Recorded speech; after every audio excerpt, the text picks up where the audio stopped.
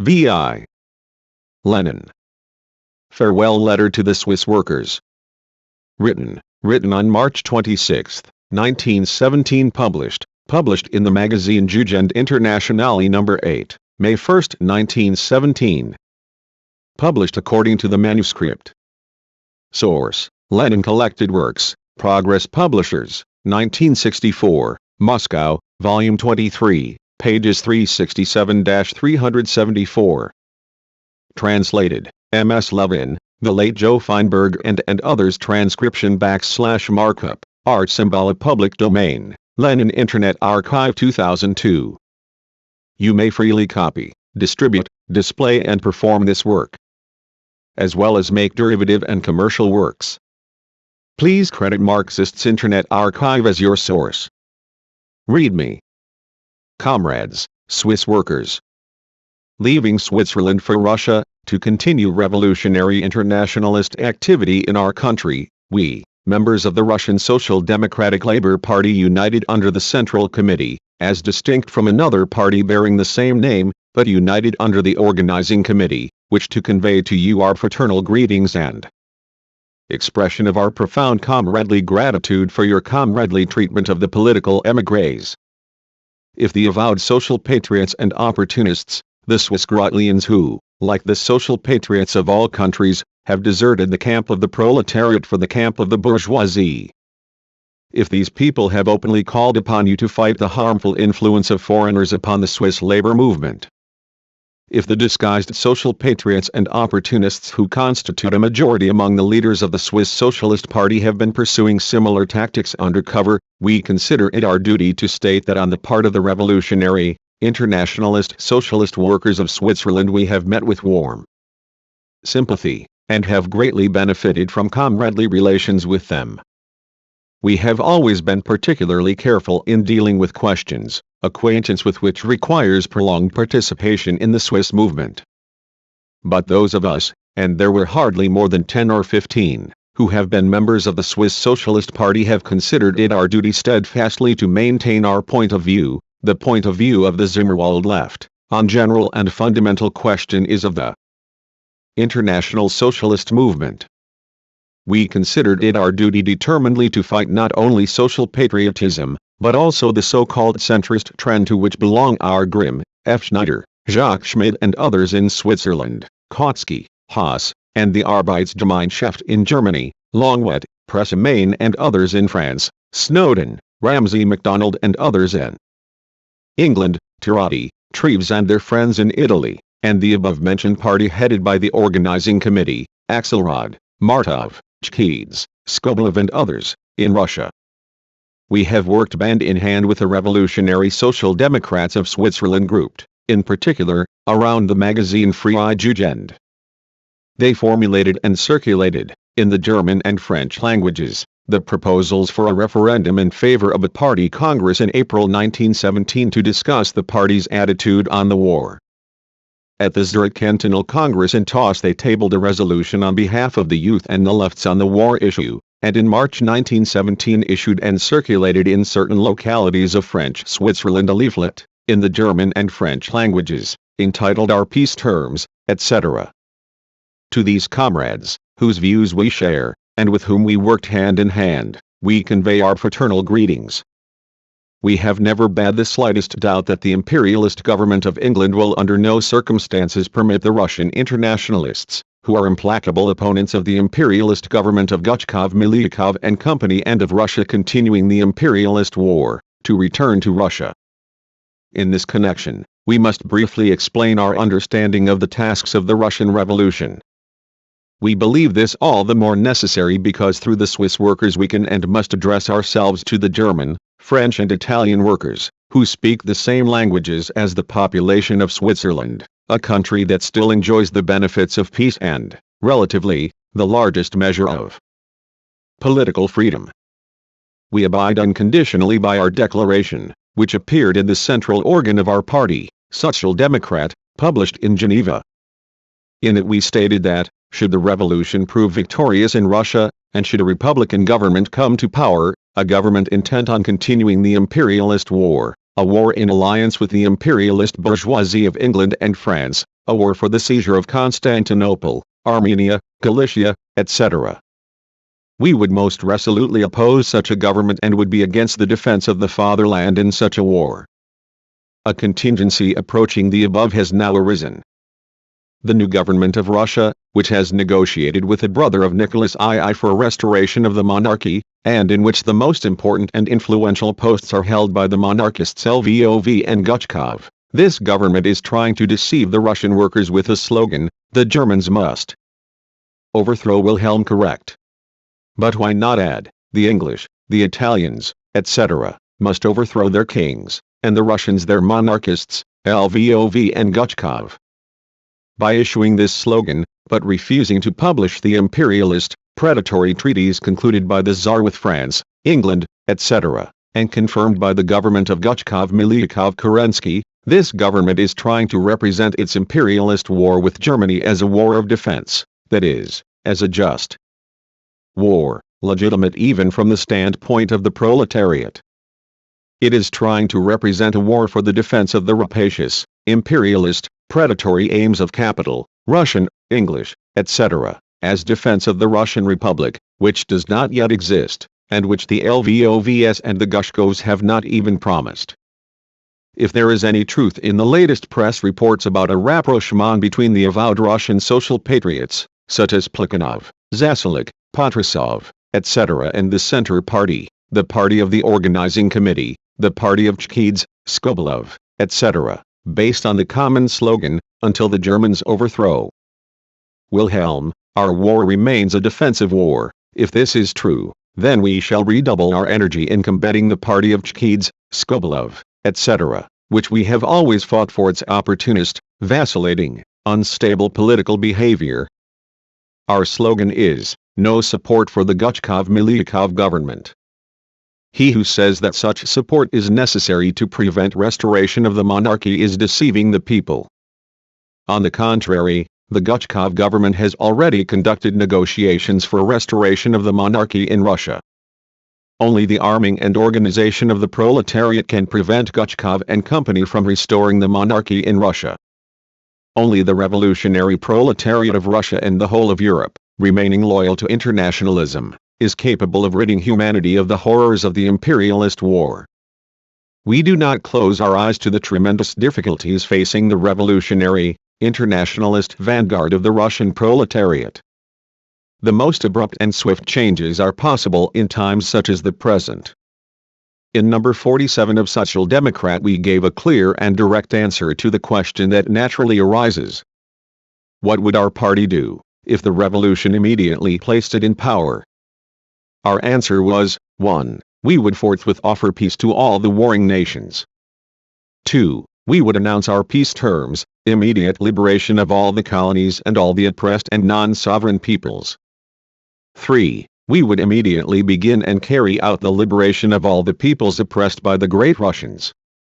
4. We do not deceive ourselves for one moment. We know that these terms would be unacceptable not only to the monarchist, but also to the Republican bourgeoisie of Germany, and not only to Germany, but also to the capitalist governments of England and France. We would be forced to wage a revolutionary war against the German, and not only the German, bourgeoisie.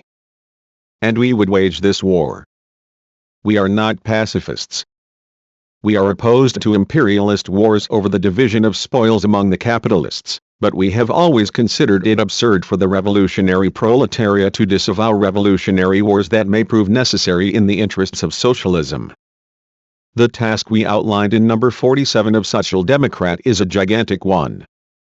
It can be accomplished only by a long series of great class battles between the proletariat and the bourgeoisie. However, it was not our impatience, nor our wishes, but the objective conditions created by the imperialist war that brought the whole of humanity to an impasse, that placed it in a dilemma: either allow the destruction of more millions of lives and utterly ruin European civilization, or band over power in all the civilized countries to the revolutionary proletariat, carry through the socialist revolution. To the Russian proletariat has fallen the great honor of beginning the series of revolutions which the imperialist war has made an objective inevitability. But the idea that the Russian proletariat is the chosen revolutionary proletariat among the workers of the world is absolutely alien to us. We know perfectly well that the proletariat of Russia is less organized, less prepared and less class-conscious than the proletariat of other countries. It is not its special qualities, but rather the special conjuncture of historical circumstances that for a certain, perhaps for a short, time has made the proletariat of Russia the vanguard of the revolutionary proletariat of the whole world. Russia is a peasant country, one of the most backward of European countries. Socialism cannot triumph there directly and immediately. But the peasant character of the country, the vast reserve of land in the hands of the nobility, may, to judge from the experience of 1905, give tremendous sweep to the bourgeois democratic revolution in Russia and may make our revolution the prologue to the world socialist revolution. A step toward it. Our party was formed and developed in the struggle for these ideas, which have been fully confirmed by the experience of 1905 and the spring of 1917, in the uncompromising struggle against all the other parties. And we shall continue to fight for these ideas. In Russia, socialism cannot triumph directly and immediately. But the peasant mass can bring the inevitable and matured agrarian upheaval to the point of confiscating all the immense holdings of the nobility. This has always been our slogan, and it has now again been advanced in St. Petersburg by the Central Committee of our party and by Pravda, our party's newspaper. The proletariat will fight for this slogan, without closing its eyes to the inevitability of cruel class conflicts between the agricultural laborers and the poorest peasants closely allied with them, on the one hand, and the rich peasants, whose position has been strengthened by Stolypin's agrarian reform, on the other. The fact should not be overlooked that the 104 peasant deputies in the First and Second Duma introduced a revolutionary agrarian bill demanding the nationalization of all lands and their distribution by local committees elected on the basis of complete democracy. Such a revolution would not, in itself, be socialism. But it would give a great impetus to the world labor movement. It would immensely strengthen the position of the socialist proletariat in Russia and its influence on the agricultural laborers and the poorest peasants. It would enable the city proletariat to develop, on the strength of this influence, such revolutionary organizations as the Soviets of Workers' Deputies to replace the old instruments of oppression employed by bourgeois states, the army, the police, the bureaucracy. To carry out, under pressure of the unbearably burdensome imperialist war and its consequences, a series of revolutionary measures to control the production and distribution of goods. Single-handed, the Russian proletariat cannot bring the socialist revolution to a victorious conclusion. But it can give the Russian revolution a mighty sweep that would create the most favorable conditions for a socialist revolution, and would, in a sense, start it. It can facilitate the rise of a situation in which its chief, its most trustworthy and most reliable collaborator, the European and American socialist proletariat, could join the decisive battles. Let the skeptics despair because of the temporary triumph within the European socialist movement of such disgusting lackeys of the imperialist bourgeoisie as the Scheidmans, Legions, Davids and Company in Germany, Sembat, Guesde, Renaudot and Company in France, the Fabians and the Laborites in England. We are firmly convinced that this filthy froth on the surface of the world labor movement will be soon swept away by the waves of revolution. In Germany there is already a seething unrest of the proletarian masses, who contributed so much to humanity and socialism by their persistent, unyielding, sustained organizational work during the long decades of European calm, from 1871 to 1914.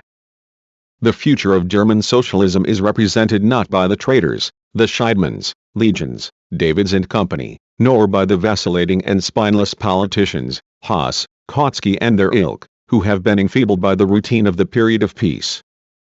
The future belongs to the trend that has given us Karl Liebknecht, created the Spartacus Group, has carried on its propaganda in the Bremen Arbeiterpolitik.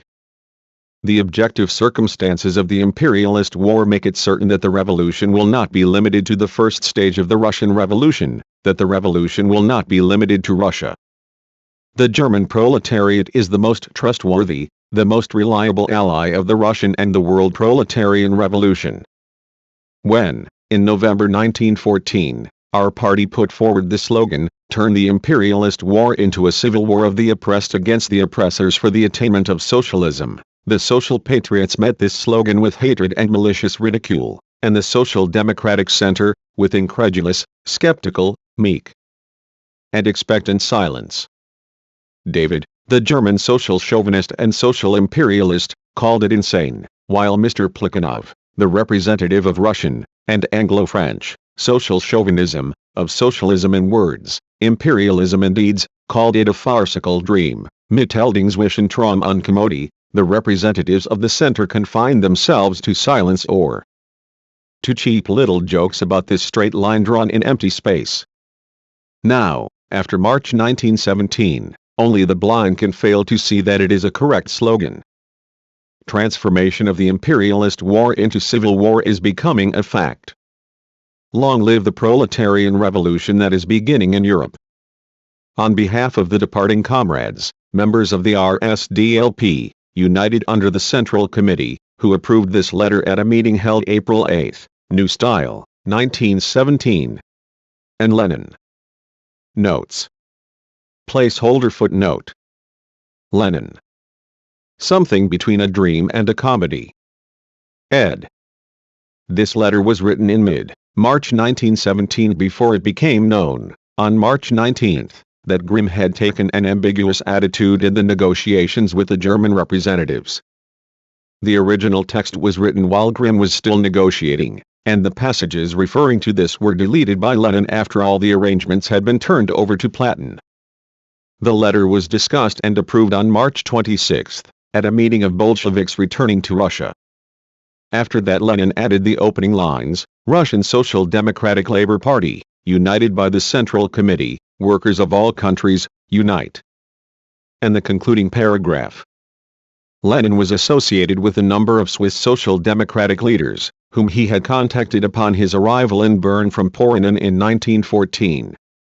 It was through them that his famous thesis "The Tasks of Revolutionary Social Democracy in the European War," adopted by the Bern Bolshevik Conference, August 24 to 26, 1914, were transmitted to the Conference of Italian and Swiss Socialists in Lugano on September 27, 1914. Members of the Zurich Bolshevik group who belonged to Swiss trade unions recall that Lenin emphasized the need to work in the Swiss Social Democratic Party, and they joined its Zurich organization. Lenin had a prominent part in the inter-party struggle, first in Bern and later in Zurich, against the right wing led by social patriot Groelich, and against the centrists led by Grimm. He used all his influence on the side of the left Zimmerwaldists, Platon, Nobbs and others, helping them to overcome indecision in the fight against the centrists. The numerous documents the lefts issued against opportunism were drafted in close cooperation with Lenin. Written chiefly in German, some of them were published in the Swiss Socialist Press. Speech at the Congress of the Swiss Social Democratic Party, November 4, 1916.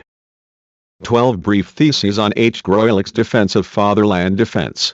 Most of them were circulated to party organizations opposed to social patriotism, which had gained the upper hand in January 1917.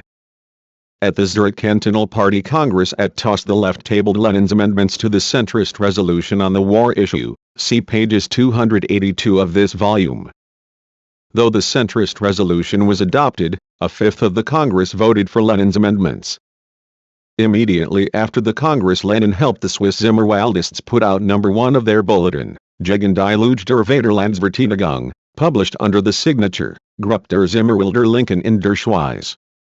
Lenin edited the bulletin and was instrumental in circulating it outside Switzerland.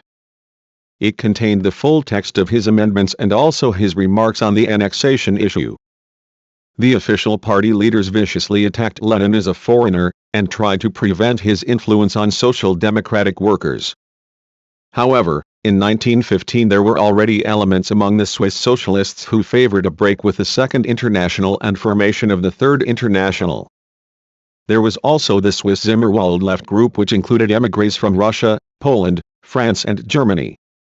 Lenin here refers to the Social Democratic Party of Switzerland, known as the Socialist Party in the French and Italian cantons, Founded in the 1870s and affiliated to the First International and re-established in 1888, the party was strongly influenced by opportunists, who assumed a social chauvinist position in the First World War. The right wing broke away from the party in the autumn of 1916 and founded its own organization. The party majority, led by Robert Grimm, followed a centrist, social pacifist policy. The left, internationalist wing, which became much more influential after the October Socialist Revolution in Russia, withdrew from the party in December 1920, and in 1921 merged with the Swiss Communist Party, now the Swiss Party of Labour, formed in 1919. Freie Jugend, organ of the Swiss Social Democratic Youth Organization, published in Zurich from 1906 to February 1918. Was affiliated to the Zimmerwald left. References to the amendments to the resolution on the war issue, written by Lenin, see pages 282 of this volume. Arbeiterpolitik, a weekly journal of scientific socialism published in Bremen from 1916 to 1919 by the Bremen Left Radical Group led by J. Neff and P. Froelich. The group joined the Communist Party of Germany in 1919. Arbeiterpolitik fought social chauvinism in the German and international labor movement. Its contributors included N. I. Bukharin, A. Gilbo, Alexandra Kollontai, Nadezhda Krupskaya, A. Panikok, K. Radek and Y. M. Stiklov. After the October Socialist Revolution, Arbeiterpolitik widely publicized revolutionary progress in Soviet Russia. Indiana, 1917-18. It printed several of Lenin's articles and speeches. The crisis has matured. Report on the immediate tasks of the Soviet government. Speech at a meeting of the Moscow Soviet of Workers, Peasants, and Red Army Deputies, April 23, 1918. In November 1918, during the revolution in Germany, it published chapters I and II of Lenin's article The Military Program of the Proletarian Revolution, and passages from The State and Revolution, cubic millimeter 1, 3, 4 of Chapter I, Section 3 of Chapter E, and Section 1 of Chapter IV.